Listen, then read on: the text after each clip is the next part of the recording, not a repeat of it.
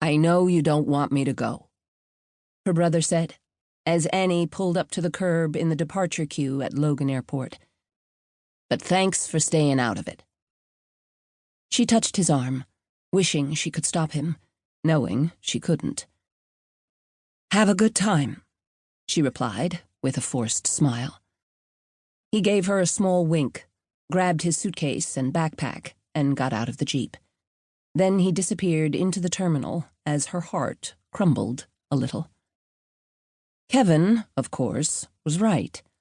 She'd wanted to convince him to stay on Martha's Vineyard where he now belonged.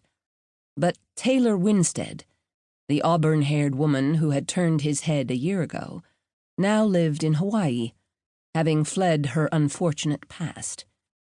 Annie never dreamed that he would join Taylor.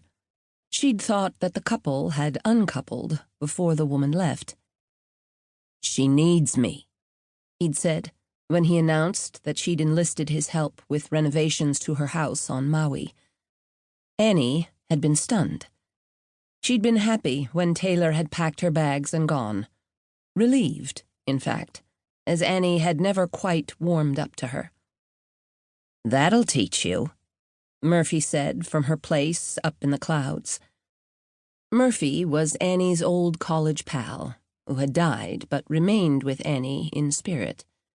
On occasion, she still offered sage advice and mischievous quips. Annie didn't respond, but fixed her eyes on the road. The trip from Boston back to the ferry at Woods Hole took forever.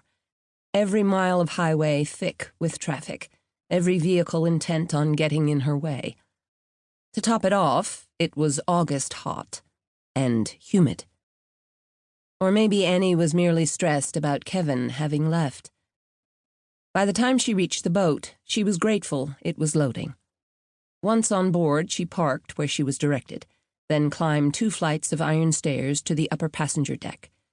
Squeezing between a texting teen and a large, sun-hatted man, Annie stood at the railing, closed her eyes, and let the sun warm her face and soothe her soul.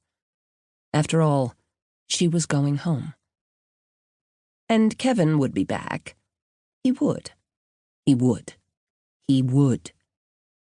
If she turned that into a mantra, maybe it would come true. A few minutes later, the engines rumbled to life, and the island home pulled away from the pier, out to the harbor, into Vineyard Sound.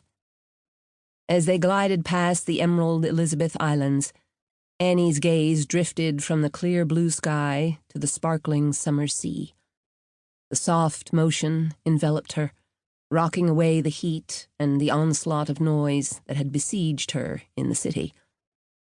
Since she'd moved to the Vineyard 2 years earlier, the sight of the Boston skyline alone gave her agita.